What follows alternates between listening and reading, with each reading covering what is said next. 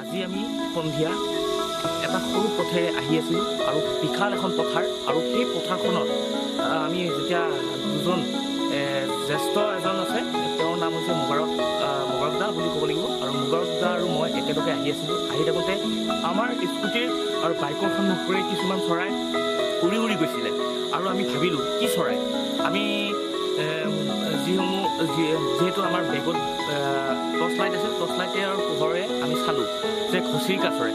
ঘৰচিৰিকা চৰাই বুলি ক'ব লাগিলে আজিৰ তাৰিখত ঘৰচিৰিকা চৰাই পোৱাই নাযায়, কাৰণ খেৰী ঘৰবিলাক নাই আৰু খেৰী ঘৰ নথকাৰ বাবে তেওঁলোকে পথাৰৰ মাজতে এনেদৰে আশ্ৰয় কৰিব লাগিছে।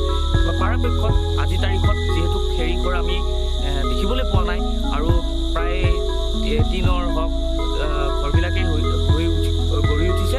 আৰু এই ক্ষেত্ৰত ক'ব বিচাৰিছোঁ এই পথাৰখন হৈছে দলগাঁও সমষ্টিৰে হয়। আমি দলগাঁও সমষ্টিৰ এখন পথাৰৰ মাজে মাজে আহি আছিলোঁ আৰু আহি থাকোঁতে আমাৰ মন গ'ল যে কি চৰাই হ'ব পাৰে, আৰু সেই চৰাইবিধ হৈছে ঘৰচিৰিকা চৰাই।